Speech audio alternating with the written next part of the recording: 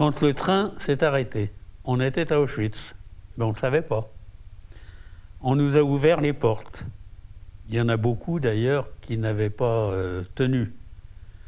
On étouffait là-dedans. Et ils s'étaient tous, beaucoup s'étaient trouvés mal. Et dès qu'on les a fait descendre, on les a emmenés directement à la chambre à gaz, ceux-là.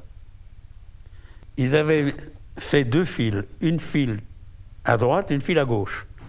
Celle de droite avait des femmes, des enfants, des vieillards, directement chambre à gaz. Et c'est comme ça que j'ai vu ma mère et ma sœur, qui lui tenaient le bras, directement à la chambre à gaz.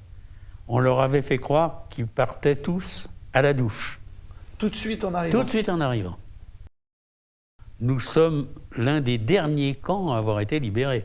C'est-à-dire que les nazis étaient toujours dans le camp? Ah oui, oui, et oui. Ils ont disparu? Oui, vous allez voir comment.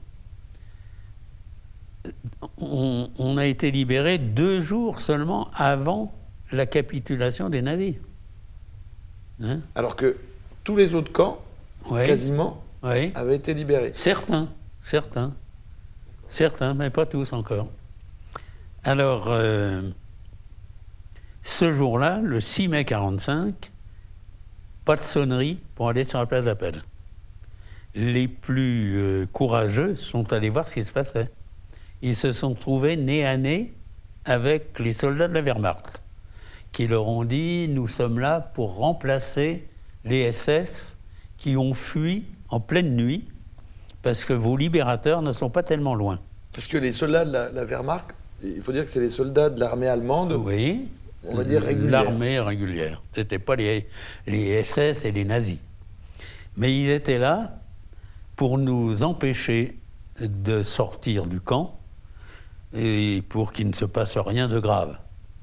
Alors ils nous ont dit, on ne vous fera pas de mal, patientez, les Alliés ne sont pas très loin.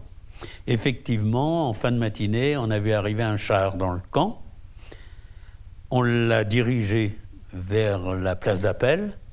Quand les soldats américains sont sortis du char, ils ont été alors plus qu'étonnés de voir des êtres humains dans un tel état. Ils n'avaient jamais vu ça. C'était le premier camp d'ailleurs qu'ils libéraient.